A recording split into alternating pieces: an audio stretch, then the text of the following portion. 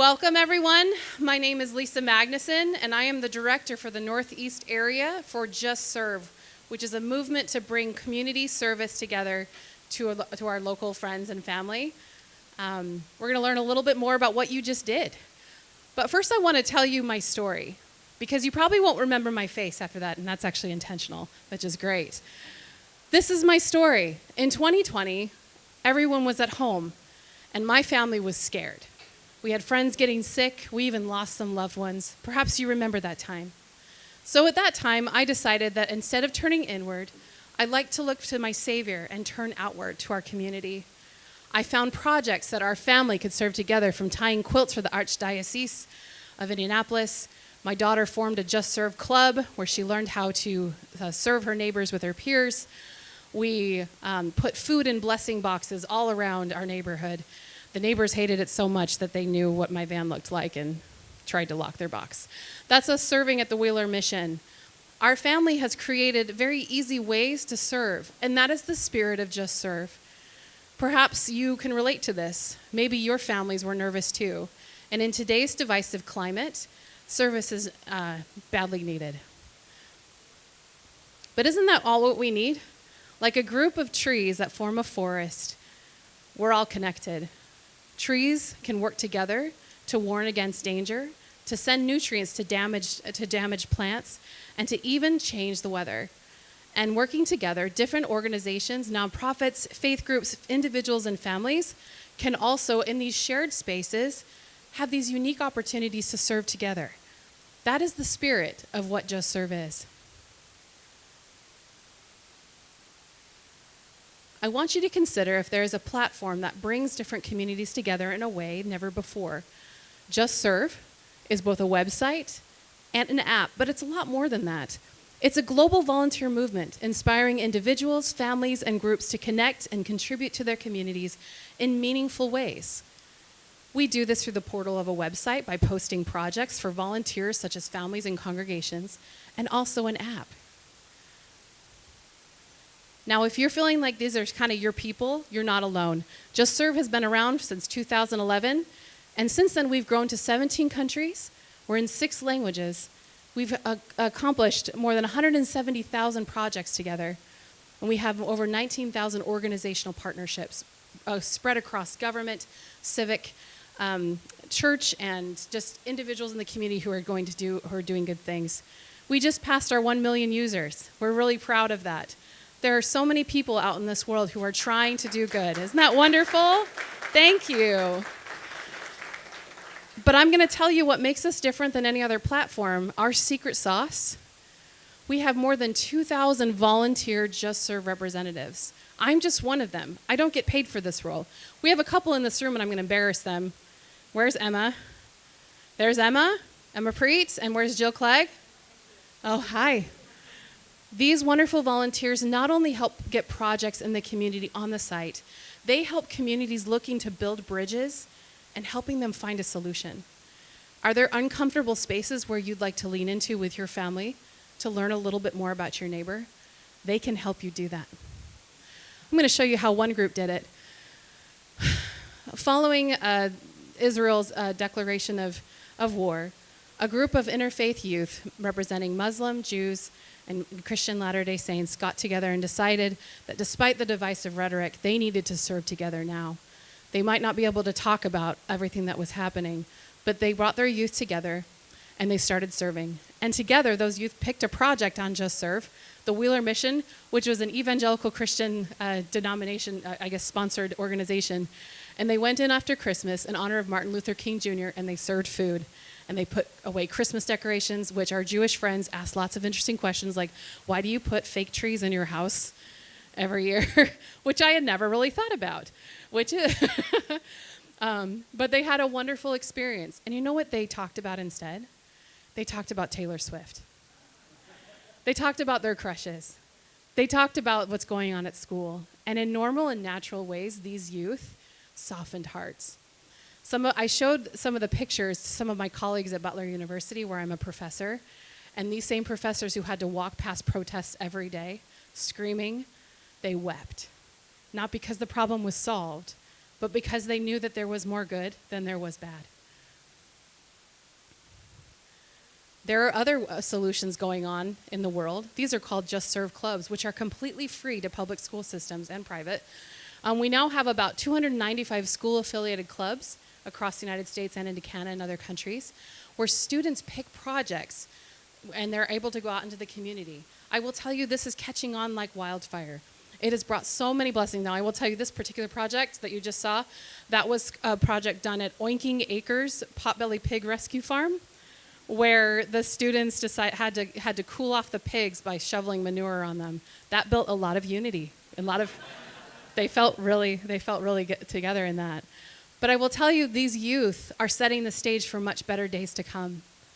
I will tell you, one president of the club spoke to me about her experience in middle school, saying, I became friends with people I never would have spoken to. And they all represented from all groups: athletes, socially conservative, liberal, LGBTQ, special needs, and they all gravitated to this one experience. All they wanted to do was just have a normal and natural interaction with their fellow students. Another very interesting development are civic leaders encouraging unified service despite their political divisions by accepting and being recognized for their devotion to community service. We call this the JustServe City Award.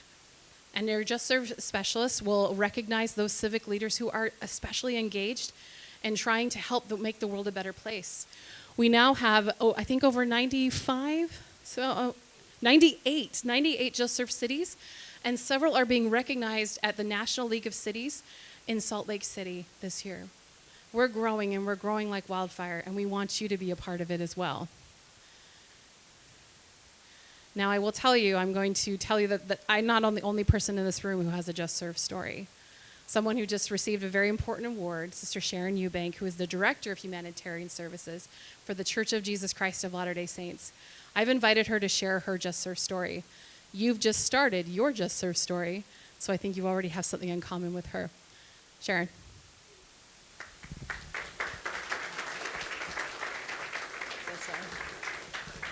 I just want to say how fun it is to be in this room and see so many people that are interested in serving and in JustServe.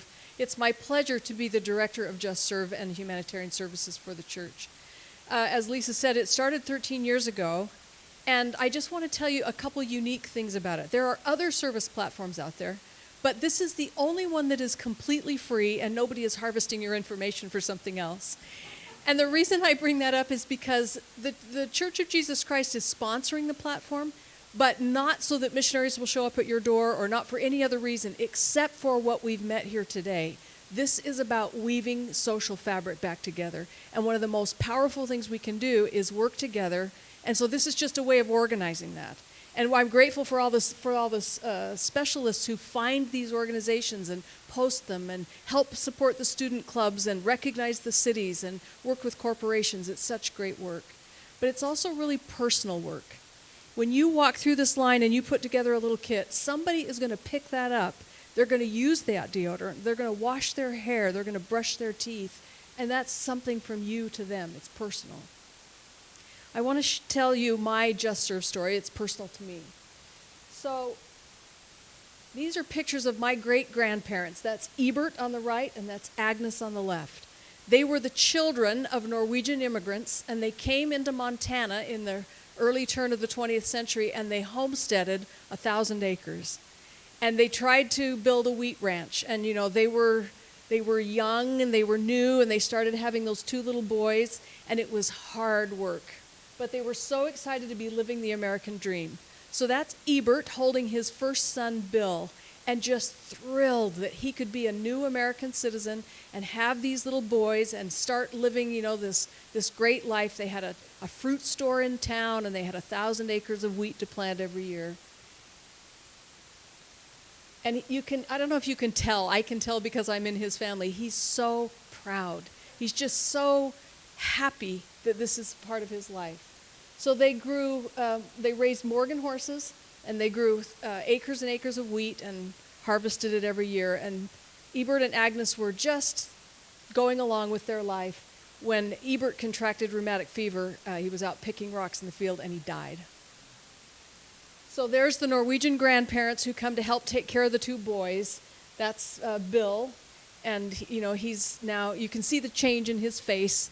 And Agnes couldn't keep the farm. It was too hard to run, so she let it go fallow, and she moved to California to move in with her sisters. And it was 1929, about December. So the stock market has crashed, and everybody is just suffering. So the only money that Agnes had coming into the house was Bill's paper route. Bill delivers papers, and he delivered to a bakery every day, and they paid him in donuts. So he brings those donuts back to the house. That's all the money they've got.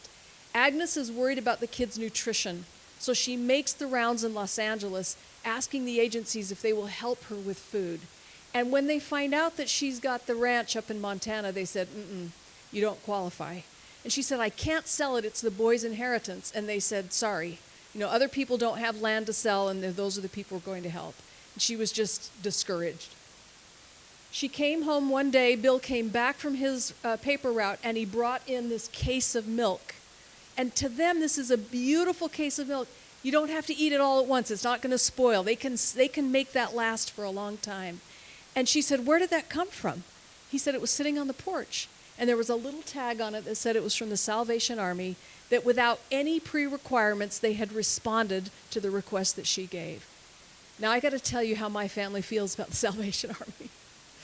Because every year, that's Ebert holding Bill. That's Bill holding his daughter Jean. In the pink coat, that's Jean holding me. That's my mom. That's my family. And for 100 years, that wheat ranch sustained my family. It's the profits of it put us into school and paid for our weddings and all kinds of things that came, from that. We kept it for 100 years because the Salvation Army helped us during that time. Now, at Christmas time, you see those red kettle, have you seen them before? My mother passes out $20 and $50 bills, and we all go stuff those into that kettle. And every year, and she says, you got to remember that the Salvation Army helped us when nobody else would.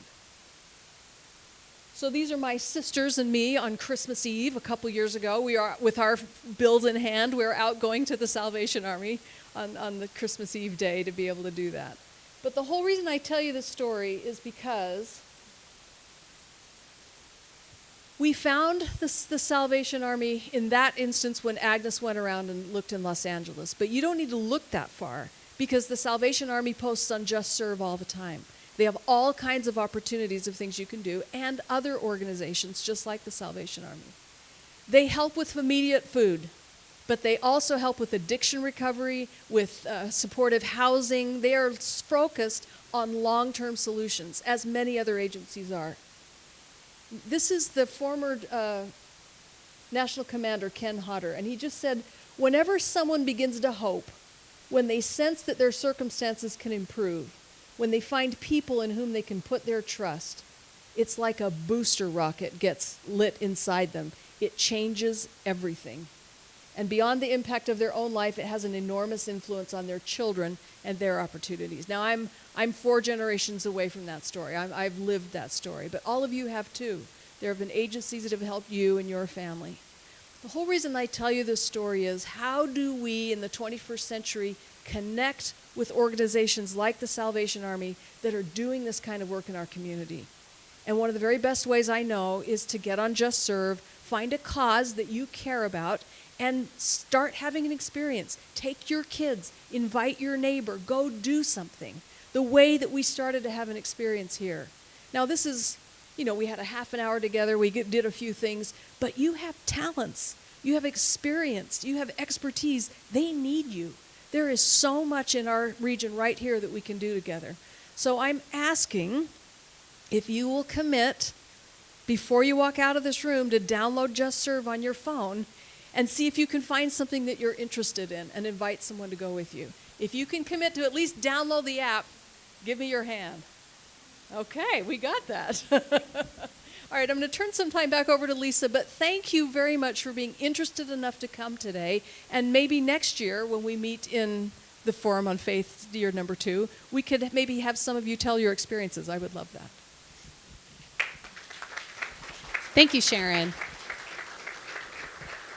And actually, we're going to do another mic handoff because I want to make sure we recognize the organization we're supporting today. So Emma, can I invite you to just come and share who we are making these kits for, and then you can give everyone directions if they want to go through the line again, which would be great.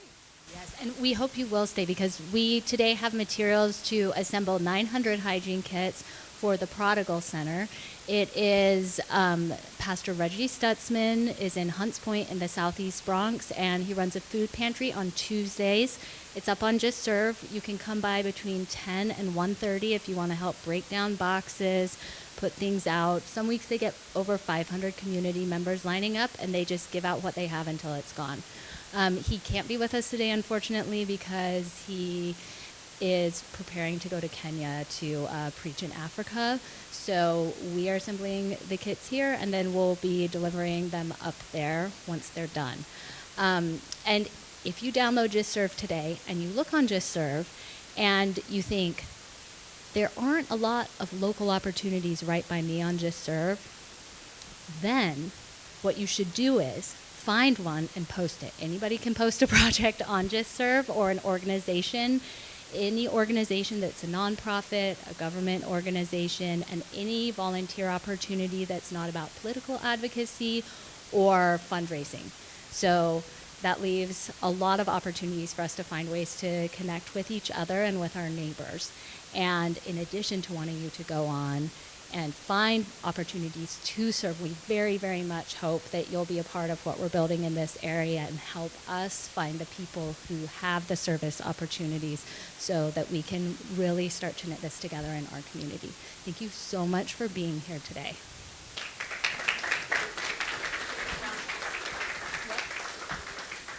All right, you can break and of course make more. We would welcome you to do that and invite your friends who are at the forum to come in and make some more kits with us. Thank you, everyone. Yeah, right now. In the very back, there is not only snacks and treats, but there are cards that have a step-by-step process of how you can post something on JustServe. It also has Emma and my contact information, so please grab a card and some chocolate.